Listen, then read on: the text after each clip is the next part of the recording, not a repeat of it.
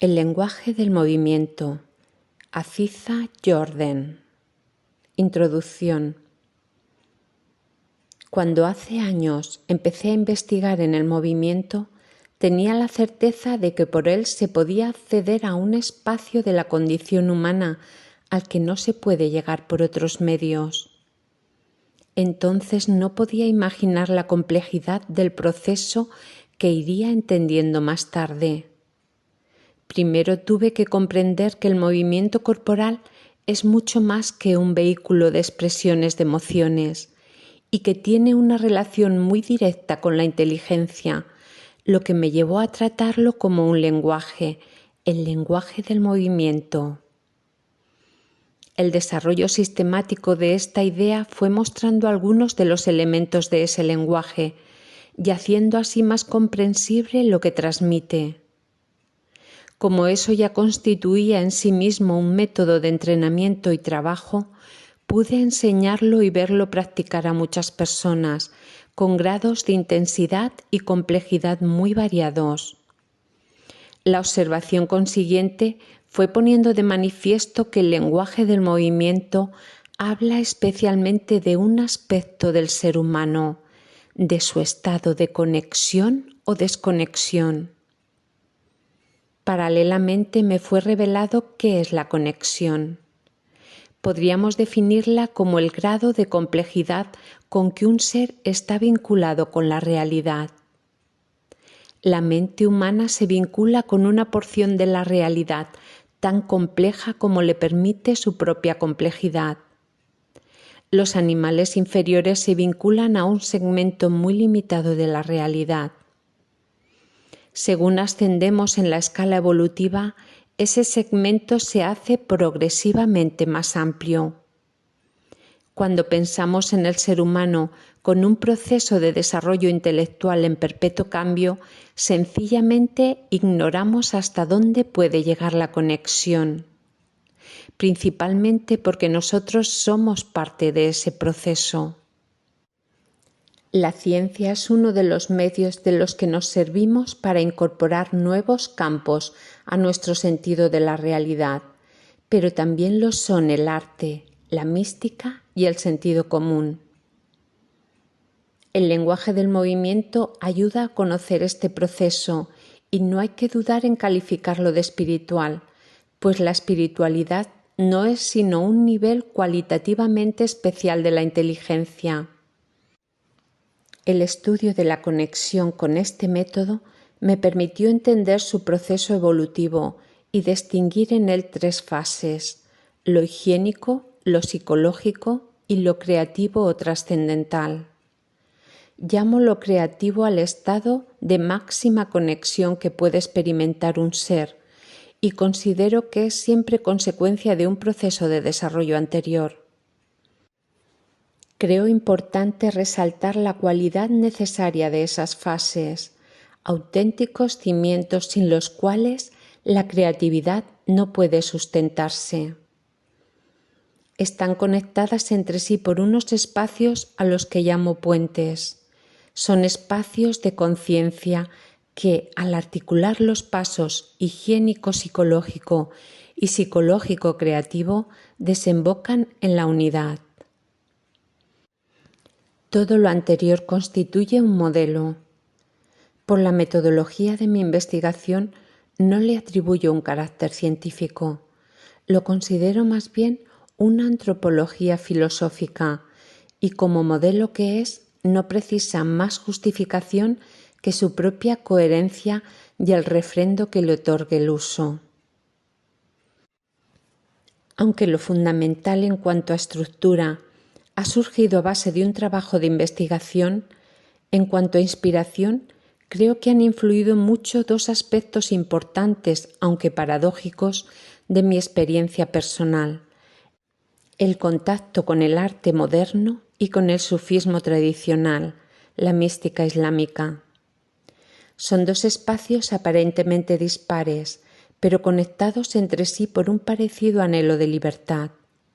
Y en ambos he encontrado, de modo menos formalizado en el arte y más en el sufismo, huellas de las fases que señalan el camino hacia lo creativo. Estoy convencida, y sé que en esta certeza no estoy sola, que en ese camino convergen la espiritualidad, el arte y los entendimientos superiores del espíritu. Que el sufismo y el arte moderno puedan estar conectados es un ejemplo del significado del puente y, por extensión, augura posibilidades de entendimiento entre ámbitos culturales muy diferentes si sabemos crear los instrumentos precisos. Higiénico, psicológico, creativo del libro. Higiénico, psicológico, creativo pueden ser contemplados como fases cronológicas del ciclo vital, pero coexisten en cualquier momento de la vida y se pueden hacer patentes en todo proceso de aprendizaje. Es decir, tanto podemos ver la evolución vital de un individuo a grandes rasgos y encontrar en ella esos ciclos, como analizar el desarrollo de un trabajo artístico y encontrarlos también, pues lo que dibujan es el esqueleto de la creatividad. Ya he dicho antes que esta estructura tiene para mí el rango de un modelo. Los procesos de evolución humana se pueden contemplar de formas diferentes que no se excluyen entre sí, pues toda antropología, religión o cultura tiende a generar ideales de seres humanos y a esbozar los caminos para llegar a ellos, resultando así modelos diferentes del proceso de cambio que se plasman en sistemas de aprendizaje.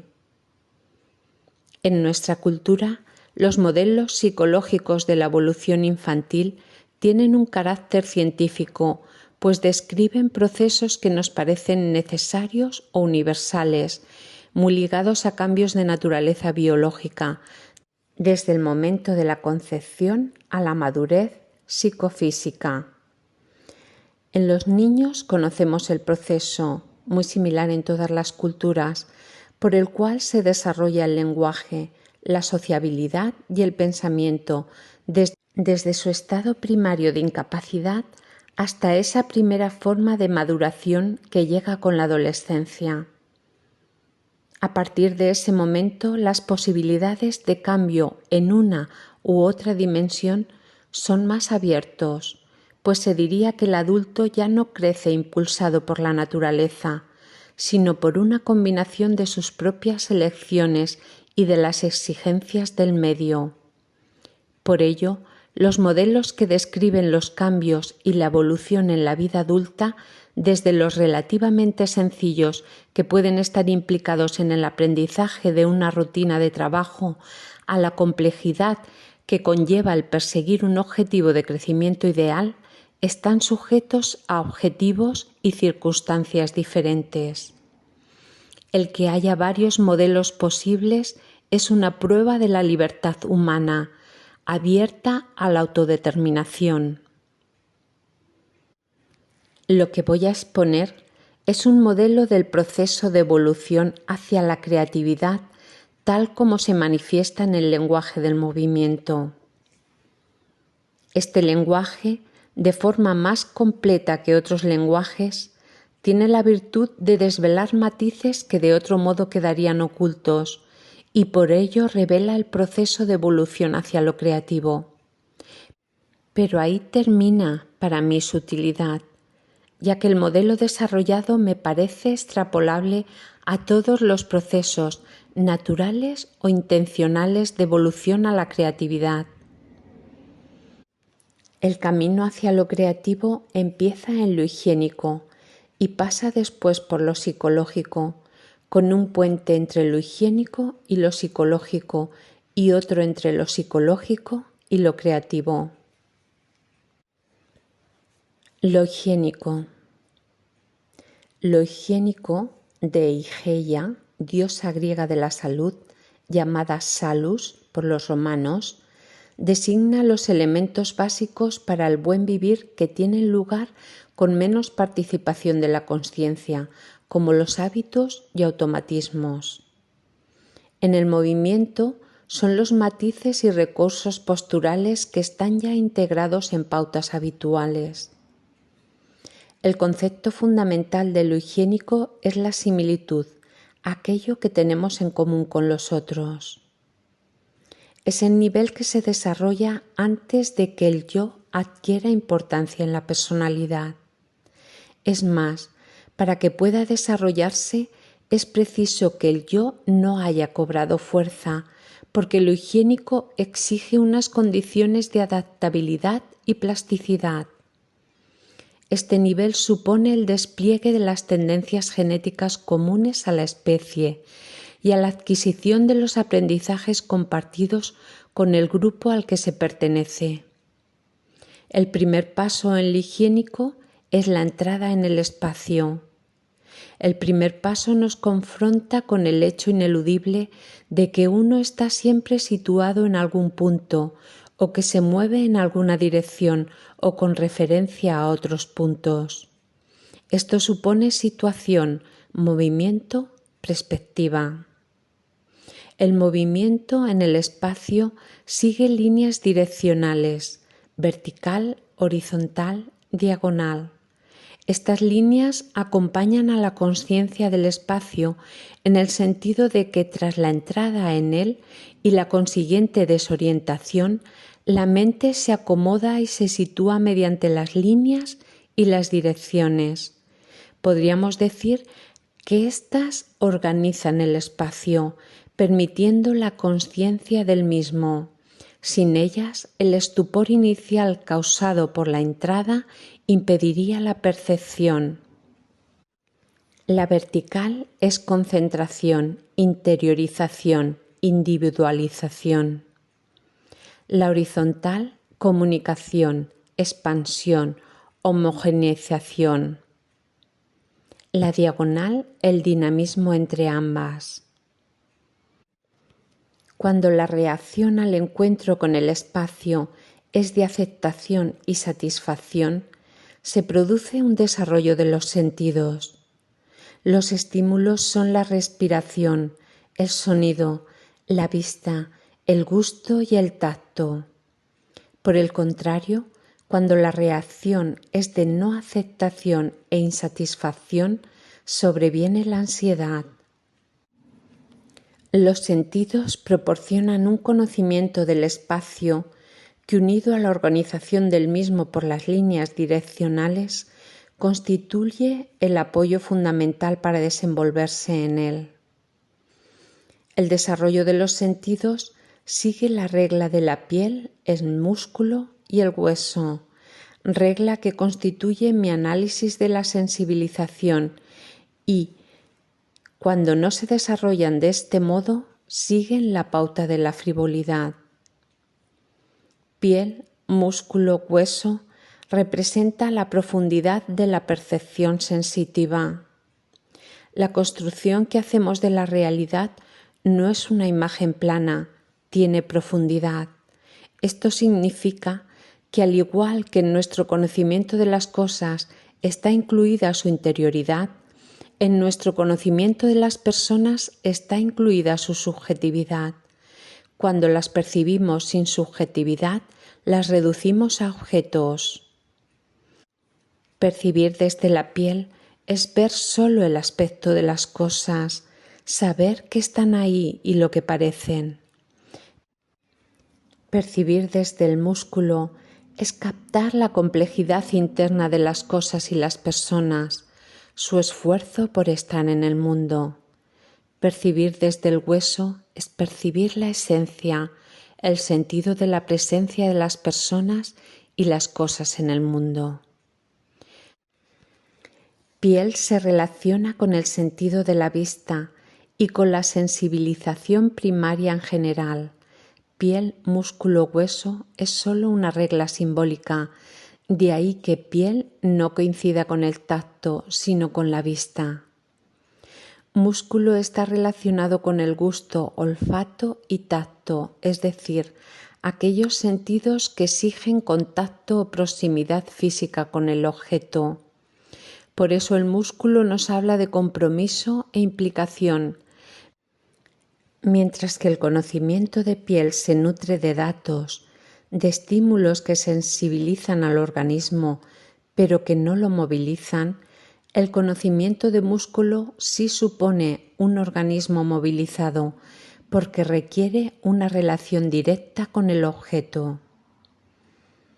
Un hueso se relaciona con el sentido del oído, con la espiritualidad y la contemplación, con la palabra. El sentido de hueso presupone el conocimiento que da el músculo e ir más allá de él, por eso puede nutrirse de significados. Pero el hueso no es superior al músculo, ni éste a la piel, simplemente cada nivel es consecuencia del anterior. El conocimiento de músculo que no se ha nutrido antes del discernimiento que da la sensitividad no respetará el objeto. El conocimiento de hueso que no ha tenido la experiencia directa que da el músculo degenera en la sabiduría como espectáculo. Cuando los sentidos se desarrollan según la regla piel, músculo, hueso, evolucionan de modo convergente. Entonces los procesos mentales inconscientes cruzan las diversas informaciones, proporcionando una percepción más compleja y unitaria del espacio. Cuando esa percepción llega a la consciencia, revelando un conocimiento que ignorábamos poseer, hablamos de intuición. La sensibilización ahorra gran parte de energía psíquica, porque nos permite reaccionar funcionalmente ante los cambios evitando la rigidez de un comportamiento preestablecido. Permite captar matices que pasan inadvertidos si la atención está demasiado centrada en uno mismo. Proporciona a algunas personas algo que los demás suelen percibir como seguridad y que cuando es auténtica no es el resultado de estar obsesivamente pendiente de todo, sino al contrario, de la confianza en la percepción de las cosas y que ese conocimiento proporcionará la pauta correcta de acción. Permite la tan anhelada naturalidad en las situaciones más diversas. En definitiva, libera a la conciencia de mucho trabajo, lo cual la deja disponible para otro tipo de tareas. La intuición no es algo mágico ni caprichoso, presupone todo el desarrollo higiénico. Es el resultado natural del conocimiento del espacio mediante la sensibilización. La intuición se expresa por medio del sentimiento. Los sentimientos no son algo espontáneo, aunque así lo parezcan, debido a que el procesamiento en que se basan es en gran parte inconsciente. Son equilibrados y responden a una percepción auténtica de la realidad, y esto ocurre cuando existe conocimiento del espacio. El efecto del sentimiento es medirse. Como los sentimientos, que resultan de los procesos perceptivos antes mencionados, se van desarrollando a medida que el yo se constituye y expresan un conocimiento en profundidad de las realidades ajenas, constituyen un primer feedback que pone de manifiesto los propios límites. A esto lo llamo medirse higiénico. Es un anticipo de lo que en psicológico nombraremos los objetivos del yo, pero que allí estarán elaborados por ser una determinación que el yo hace de sí mismo, una proyección futura. Medirse es algo mucho más básico, es como verse en un espejo. En el movimiento se expresa por cualquier forma de ajuste el movimiento de los otros. Todo el desarrollo higiénico se resume y se muestra en la asimilación higiénica, que es la manifestación verbal del sentimiento. Por ella, los sentidos se hace palabra y sale al espacio a un ámbito público. Desde el momento en que el sentimiento es expresado, pasa a ser de los otros, al menos compartido, y para que esto sea posible debe tener algo en común con el mundo de sentimientos de los otros. El sentimiento que no puede ser expresado niega el espacio y queda refugiado en el magma indiferenciado que son las pulsiones y fantasías internas, mostrando que la percepción del espacio no ha sido asimilada y que debido a ello no se ha desarrollado la intersubjetividad. La imposibilidad de transmitir el sentimiento en términos comprensibles supone la tácita creencia de que los sentimientos propios no tienen nada en común con los de los otros, como si no ocurriesen en la realidad que compartimos, sino en un universo autónomo incomunicado. Son sentimientos en refugio. Toda la dificultad que tiene el movimiento de la asimilación higiénica no es sino la dificultad propia del desarrollo higiénico, que se materializa en la expresión verbal. No es una dificultad específica de ese momento, sino la expresión de un desarrollo higiénico incompleto. La asimilación higiénica es fluidez verbal, porque la palabra fluye directamente del sentimiento, pero todo el desarrollo higiénico es fluidez. El movimiento en esta etapa tiene que llevar a una circulación de la energía por todo el cuerpo en igual intensidad, sin puntos de corte, pero la facilidad que se puede percibir en un movimiento así es sólo aparente. La fluidez es resultado de una adecuación total entre el espacio y sus contenidos, que se expresa en el reconocimiento. La asimilación higiénica da acceso al puente hacia lo psicológico. Un puente es el espacio no codificado que une dos espacios codificados. La posibilidad del puente aparece en el límite de los códigos, permitiendo que conecten unos con otros. Por eso el puente es lo contrario a la división, une por diferenciación. Es el espacio de la conciencia porque está liberado del compromiso con un ámbito específico. Cuando dos personas que hablan idiomas desconocidos para ambas se encuentran, se produce un vacío de comunicación, una ausencia de códigos, pues los que emplean habitualmente han llegado al límite. Pero si tienen un desarrollo higiénico suficiente, podrán ser conscientes del puente entre ambos. No confundirán diferencia con división y llegarán a ser capaces de pasar del código del uno al del otro sin que ello suponga renunciar al propio. Lo importante es que no se puede acceder al nuevo código si se niega el espacio entre los dos.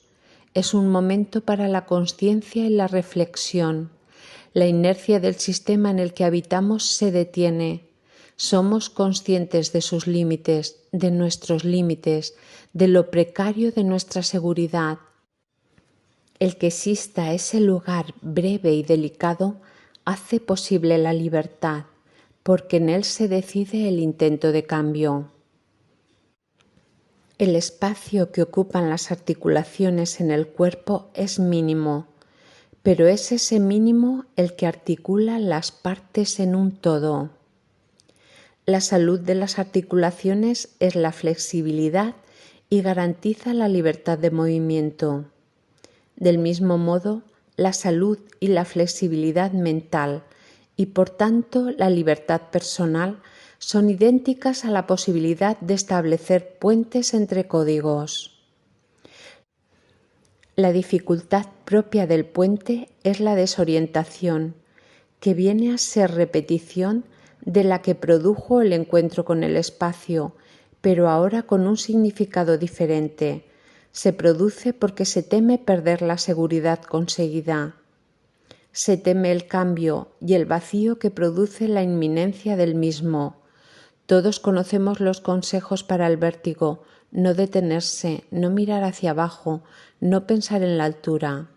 Es decir, no confundir el puente con un código, aceptar su naturaleza de nexo. El desarrollo higiénico provoca naturalmente el deseo de cambio, como el fruto maduro que cae no por decisión, sino por su propio peso. La densidad alcanzada o complejidad biológica le permite seguir indiferenciando en el todo orgánico del árbol. Lo aboca irrenunciablemente al proceso de individualización. Así, la mente, fortalecida en el proceso higiénico, ha cobrado densidad o complejidad en su interacción con el espacio, y esto hace posible la reflexión, que es la vuelta del pensamiento sobre sí mismo. El proceso de reflexión tiene lugar en el puente, pues el conocimiento del espacio hace posible pensar sin una referencia externa. Puede ocurrir un encuentro con el yo con bases, pero si no hay posibilidad de reflexión, de pensamiento autónomo, si no se puede estar fuera de un código, no se puede estar en el puente. He encontrado 4 procesos alternativos por los cuales se evita el puente hacia lo psicológico: ansiedad, frivolidad, hipertrofia de la sensibilidad y competitividad. Seguir uno de estos procesos no impide que se desarrolle lo psicológico, lo cual sería ya un déficit patológico, pero es causa de que al yo, que se desarrolla de todas formas, le falte la cualidad que permite el acceso a lo creativo, como un árbol que no es fecundado, que puede crecer y fortalecerse, pero no dar fruto. El puente hacia lo psicológico no es la vía exclusiva, pero es la única que, al final de lo psicológico, permite abrir otro puente que impide al yo agotarse en sí mismo. La ansiedad se produce justo al principio del desarrollo higiénico, cuando la relación al encuentro con el espacio no es de aceptación y satisfacción. Aquí encontramos uno de los puntos claves que revelan la inmensa posibilidad de libertad que conlleva el desarrollo humano. No hay una causa que explique por qué algunas personas reaccionan con aceptación y otras sin ella, y si la hay, no es accesible para nosotros.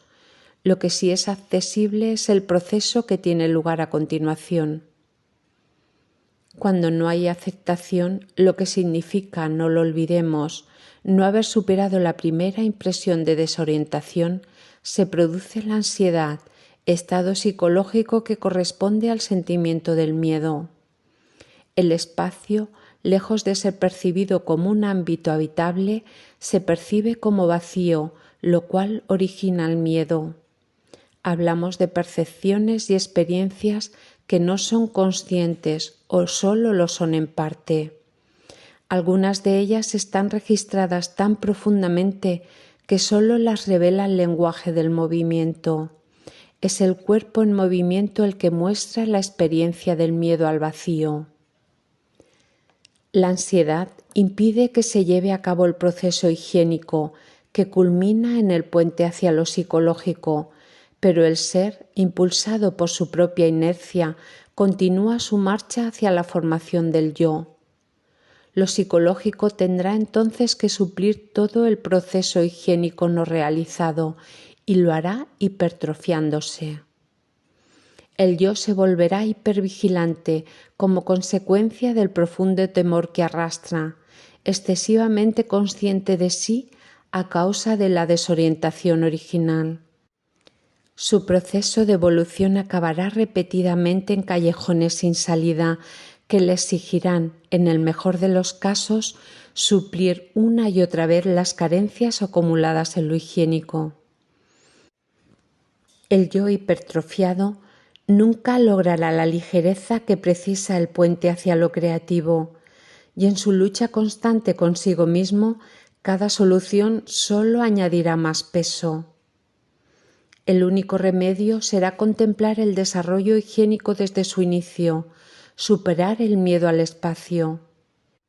Pero ahora será mucho más difícil porque el yo, ya desarrollado, se resistirá a la cura de humildad que es lo higiénico, aún más difícil porque se trata de una humildad obligada, situarse en el común denominador de lo humano, no una humildad de la que el yo pueda, paradójicamente, enorgullecerse considerándola un atributo más. La segunda desviación alternativa es la frivolidad. Se produce en un momento más avanzado que la ansiedad, en la sensibilización.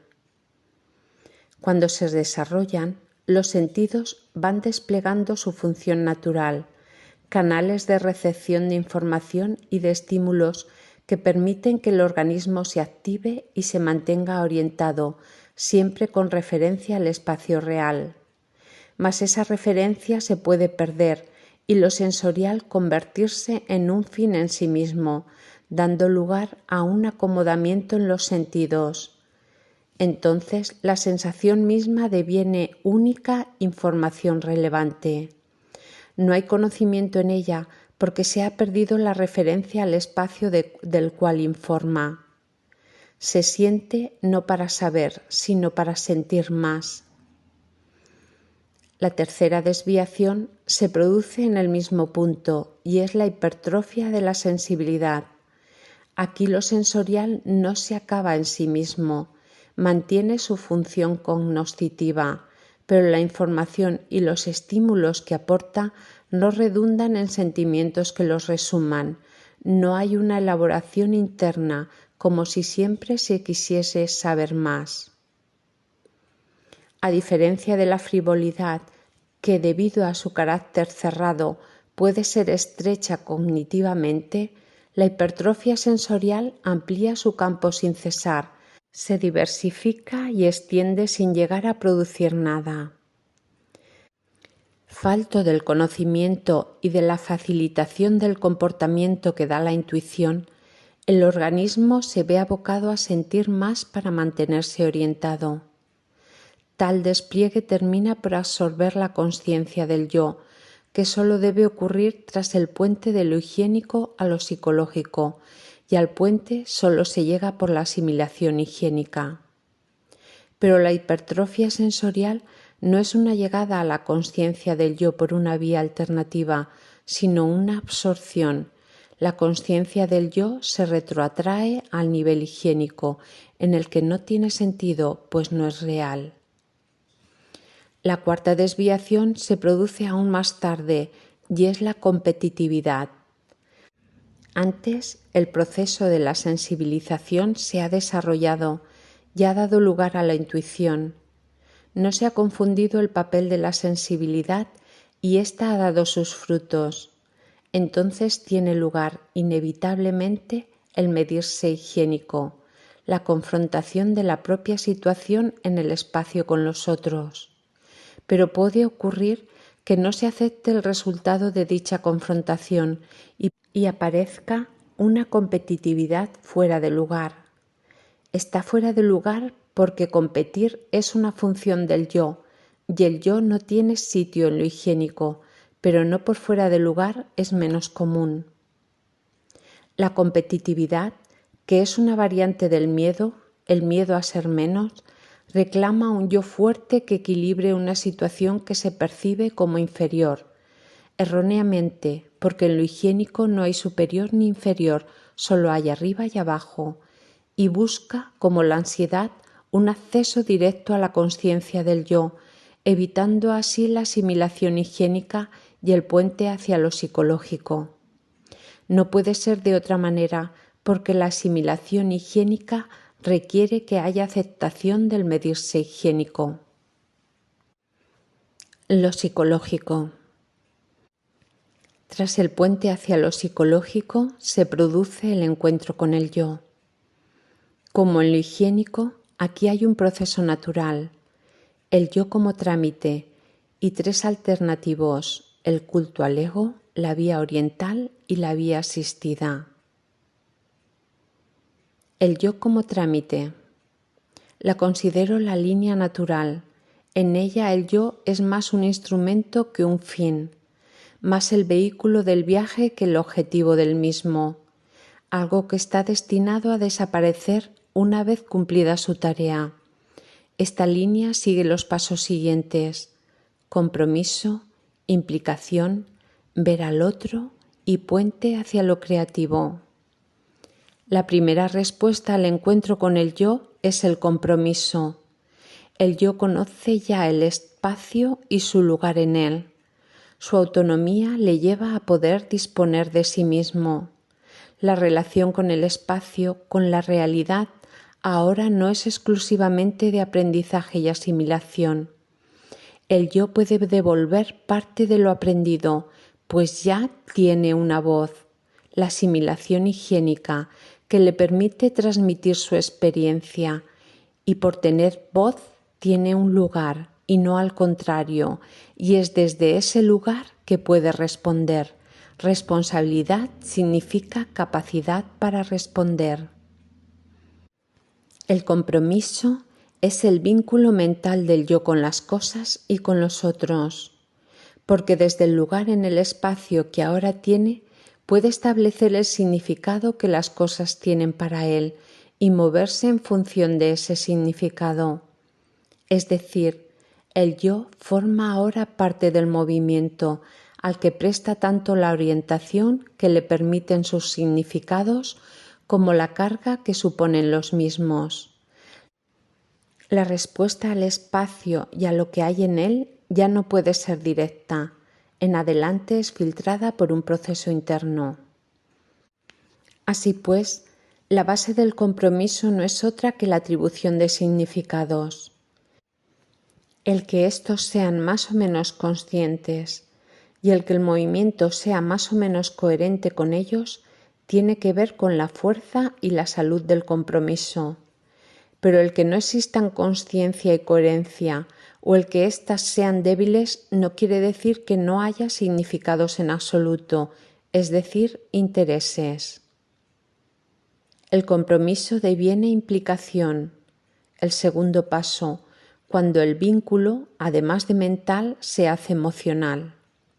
Las emociones son pautas de respuesta y acción que movilizan grandes cantidades de energía y para ello implican al organismo entero. El miedo, por ejemplo, es una respuesta orgánica global, por eso es desagradable, porque va acompañado de sensaciones y gracias a ello se pone en la huida mucha más energía de la que se pondría si el miedo fuese una apreciación de riesgos meramente cognitiva. Como el compromiso plantea una tarea y esta es siempre difícil, utilizo la palabra tarea en un sentido amplio que va desde la huida de un peligro hasta la ejecución de una obra artística, el sentido original del término latino agenda, lo que hay que hacer, el yo tiene que implicarse para movilizar la energía que le permita afrontarla.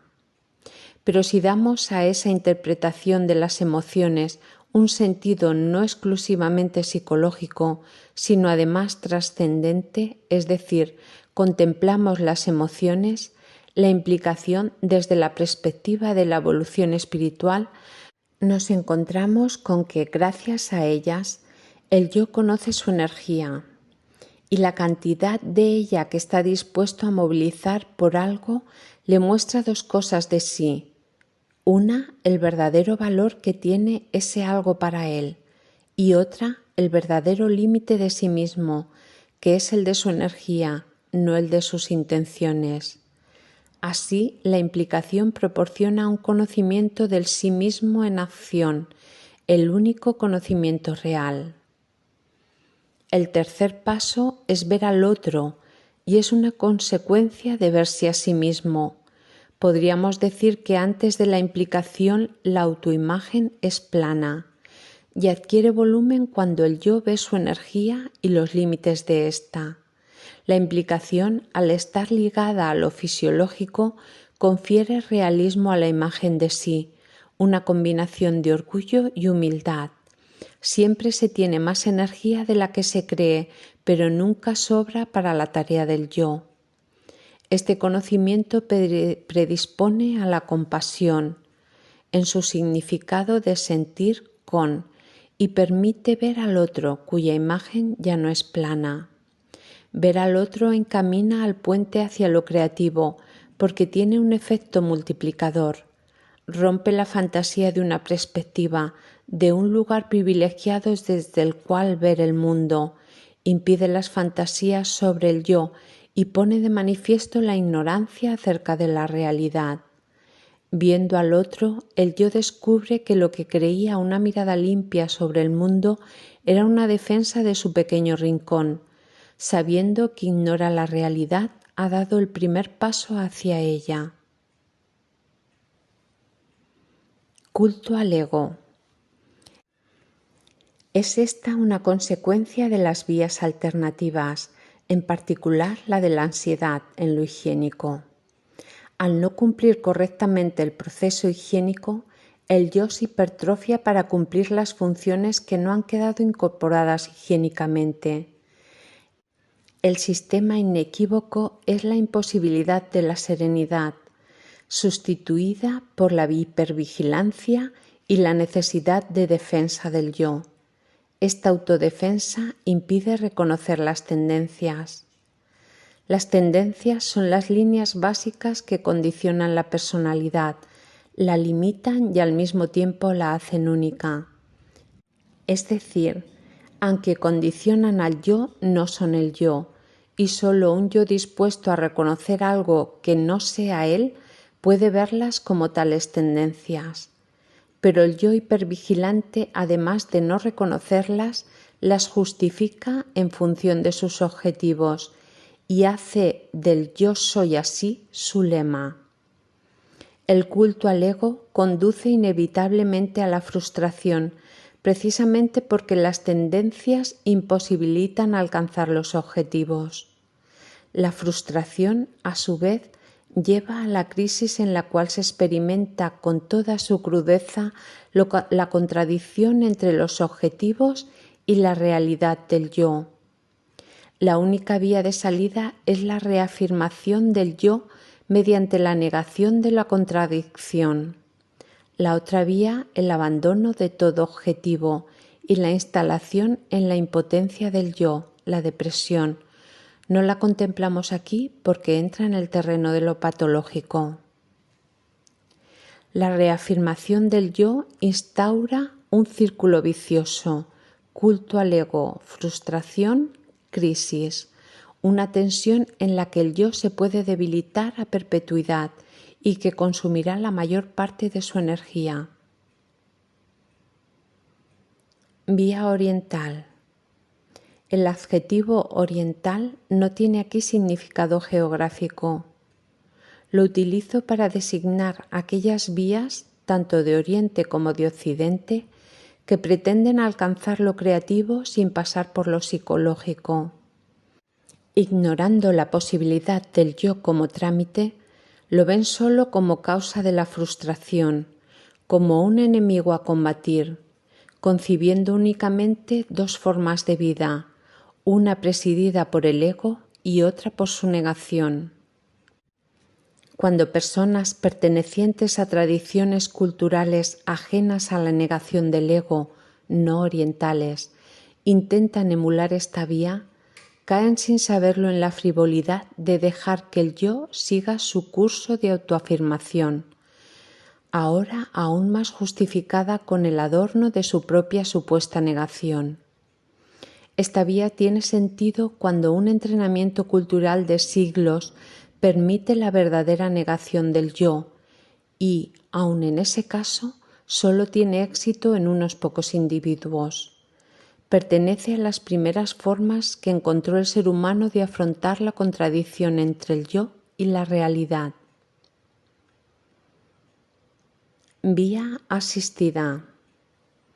El yo como trámite puede ser sustituido por la vía asistida, en la cual los procesos que allí tenían lugar de forma íntegra son descompuestos paso por paso y se recibe ayuda tanto para tomar conciencia de la estructura como para resolver las dificultades que depararán las sucesivas etapas.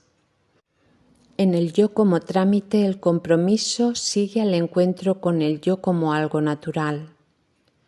En la línea asistida hay que analizar el proceso que lleva al compromiso. Al hacerlo, lo primero que se revela a la consciencia son los contrastes. En el movimiento se experimenta la diferencia entre ondulado, quebrado, simétrico, asimétrico, introversión, extroversión. Como los contrastes se presentan en forma bipolar, son el instrumento idóneo para que quede de manifiesto la tendencia a ir hacia uno de los polos. Tal si se tratase de un imán, cada polo atrae una tendencia. La constancia de esa identificación polo-tendencia permite ir bosquejando el sistema de tendencias del yo, tal como se manifiesta en el movimiento, y dado que el movimiento acompaña continuamente al yo, el conocimiento así adquirido no tiene la categoría de una suma de datos, a la manera de un diagnóstico clínico, sino que pasa a integrar de modo inexcusable el conocimiento global que el yo tiene de sí mismo. A partir de ahí, resulta también inexcusable la confrontación de los objetivos que el yo se había marcado desde la ignorancia de las tendencias con éstas, que se revelan ahora como realistas en el sentido de que no se adecuan a la realidad del yo. El proceso, lento y progresivo, por el cual se va confrontando la realidad de las tendencias con los objetivos, muchas veces poco conscientes o mal definidos, está teñido de una frustración creciente que termina en una crisis, en la cual se confrontan conscientemente las tendencias, ahora conocidas, con los objetivos, ahora reconocidos. Esta crisis es diferente de la que se produce en el culto al ego, pues aquella era una crisis de ribetes neuróticos con tendencia a la repetición y una vivencia de fatalismo debida a la no comprensión del mecanismo de la crisis. Sin embargo, cuando a través de la línea asistida, la revelación de las tendencias y la confrontación con los objetivos han tenido lugar progresivamente y el conocimiento de las tendencias tiene ese carácter integrado que proporciona verlas manifestarse en el movimiento, entonces la crisis no es de repetición, sino de crecimiento y se supera con la intención de dejar tras el conflicto tendencias, objetivos. Dicha intención se plasma en la actitud del compromiso. La palabra compromiso tiene aquí todo su sentido, pues se trata de una auténtica transacción del yo entre lo que creía desear y aquello que ahora sabe que le impide conseguirlo.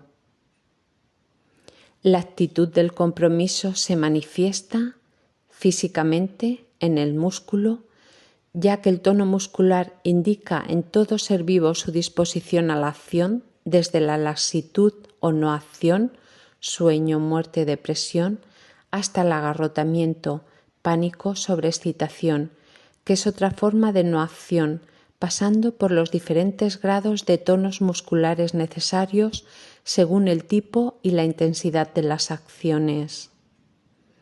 Mentalmente, en la atención, que revela la disposición para la acción mental, sus extremos que, como en el músculo, también son formas de no acción, la dispersión mental y la indiferencia en un extremo y la hipervigilancia, la obsesión y el fanatismo en el otro. Emocionalmente, en el afecto, que es la vinculación de la emoción con algo exterior al yo y tiene también sus extremos, la frialdad emocional y la dependencia afectiva, ambas negaciones del afecto en último término. En el yo como trámite el compromiso daba paso a la implicación, que suponía la movilización de gran cantidad de la energía del organismo en función del objetivo. Pero en la línea asistida no se produce sin más esa movilización, porque las tendencias no secundan el objetivo. Es por ello que aquí la movilización va dirigida en primer lugar a la transformación de las tendencias. El compromiso con el objetivo trascendente genera un objetivo secundario, la propia transformación.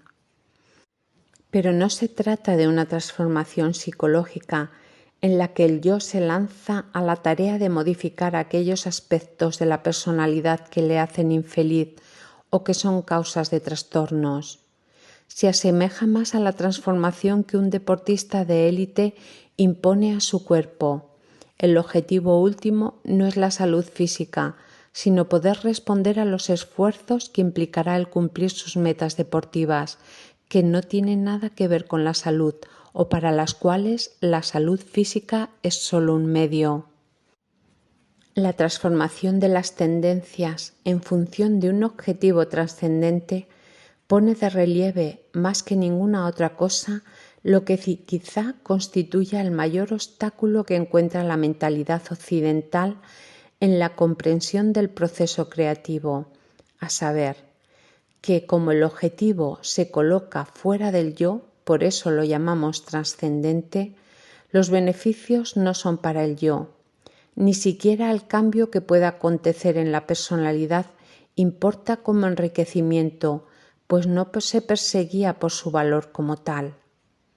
Más que enriquecerse, el yo se empobrece para enriquecer lo trascendente. Con esto llegamos al riesgo. Todo proceso creativo entraña un riesgo. Por ejemplo, no reconoceríamos como verdadero artista a alguien que no corriese al menos en algún momento el riesgo de no ser entendido, no ser aceptado, no ser recompensado. Y esto no supone que esa falta de recompensas sea necesaria al verdadero artista o que éste deba huir del éxito. Supone solo que en áreas de un objetivo creativo él debe estar al menos dispuesto a correr el riesgo de no ser reconocido.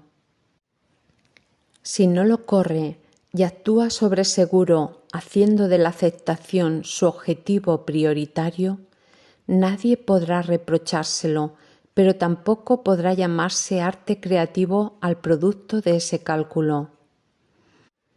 Aunque la aceptación del riesgo tampoco garantiza alcanzar el objetivo trascendente, es un componente necesario del proceso.